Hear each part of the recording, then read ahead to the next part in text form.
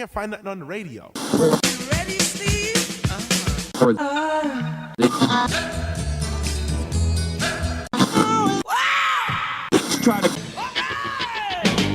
Welcome to Songology. He's Bruce. He's Richard. And this is another episode from our Song of the Day archives. Enjoy. Welcome back, Bruce. You had me trying to remember the name Mellotron for yesterday, so another Mellotron tune for today? Absolutely. And fitting that this is happening on a Tuesday, because your Mellotron tune today is the Moody Blues Tuesday Afternoon. Oh, okay. Which in the morning. Oh. Because why not? Yeah, indeed. Well, this isn't mid-afternoon. It's afternoon somewhere. Afternoon somewhere. Exactly. And even it's half an hour later in Newfoundland, right? Indeed. So the first Moody Blues record was Days of Future Past, which was hailed as an amazing thing, at least hailed by the company that put it out as an amazing thing, because it was the Moody Blues together with the London Festival Orchestra. And I have, which of course is perfect on radio, because of course you can see what I'm holding in my hand, the vinyl LP of Days of Future Past, which proudly proclaims that it is recorded with the DRAM sound system. This was a subsidiary of Decca Records in the UK, and they were on about their DRAM sound system and how wonderful it was, and how this particular album was created specifically so as to show off their wonderful DRAM sound system. Basically what happened was the original idea was, okay, well, you should have a rock version of Dvorak's New World Symphony. Uh-huh. And they approached the Moody Blues about that. The Moodies had one hit before this, which was the song Go Now, which was a totally different thing. Denny Lane was in the band at that time. He left and was replaced on guitar by Justin Hayward. John Lodge also joined at that time, and then you sort of got the classic Moody Blues lineup. Well, they were sort of looking for a new project. Decca was trying to show off its DRAM sound system, and so they got everybody together. Well, the Moodies weren't that keen about the idea of a rock version of the New World Symphony, so they said, can we write our own material as long as it incorporates these classical elements? And Decca agreed. So the thing with the DRAM sound system, as they call it, or Duramic sound, was because in the early recording studios where they were doing everything on 4-track reel-to-reel recorders, I mean, that was a state-of-the-art back in, because you got to remember, this is back in 67. And you had a choice, basically, on your stereo recordings. You could put something really hard to the left or hard to the right. Yeah. And so Decca had worked out this thing, this Duramic sound, where it was going to give more space, and so it was supposed to be both softer to the ear and a more natural sound. And what they did was they basically took 2 4-track recorders, set them up in the studio, did the recording, and then used the 2 to layer different stereo effects with the different recordings that they had. So this was supposed to be the next greatest thing. Now, the reason why, of course, we never hear about Duramic sound now was that it was the latest, greatest thing, state of the art, for about 6 months. Uh-huh. And then 8-track recorders started showing up. Yep. And nobody used 4 tracks anymore. But the album itself has this wonderful hype on the back of it. It says, for such a fusion of pop composition and classical writing, it seemed obvious that the DRAM sound system would be the ideal recording technique. And here in the deep, wide spectrum of all-around sound, it has, we believe, become more possible than any other way to be totally submerged and hence totally committed to such a deeply emotional statement of the human condition today.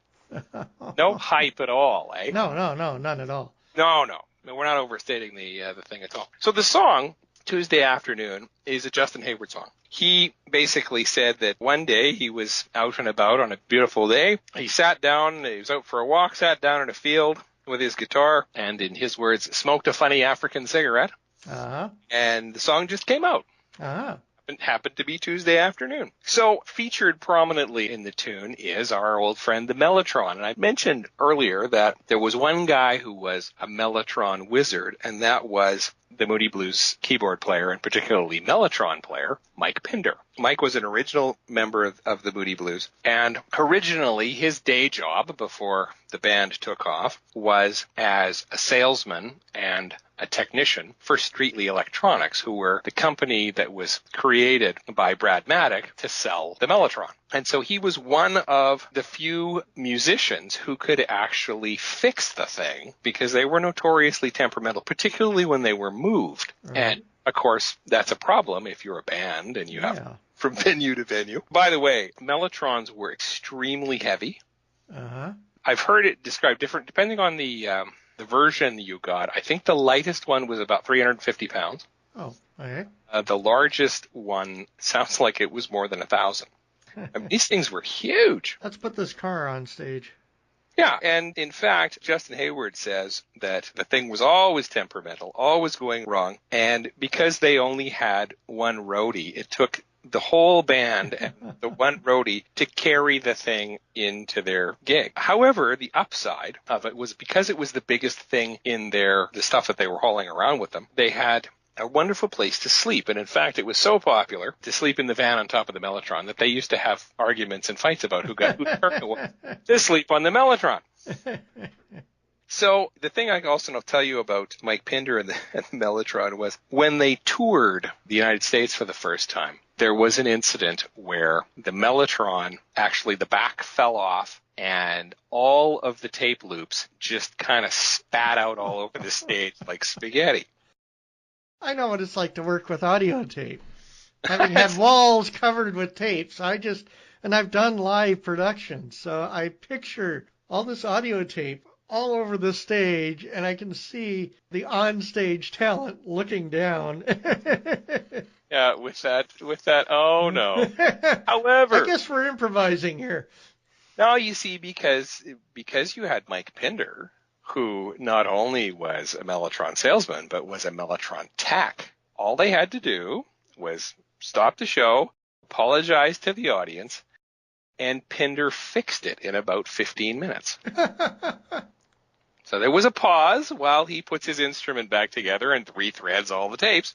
But he knew how to do it, and they carried on, and the show continued. I was watching a music video on YouTube, and it was a 60s performance. I can't remember the band. Of course, I never remember the band. But what stuck out to me from this, and it's one of these ones with hundreds of screaming people down there, and it might have been something like the Beach Boys or whatever. But on stage, as they're performing, there's a tech on his hands and knees checking each cable because they obviously had a dead line somewhere.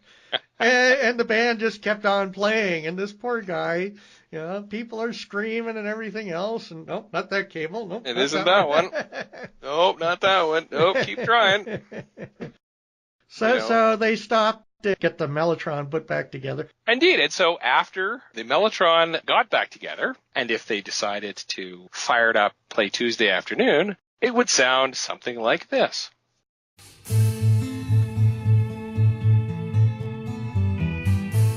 And as usual, I have to stop it right there due to the wonderful world of fair use rules.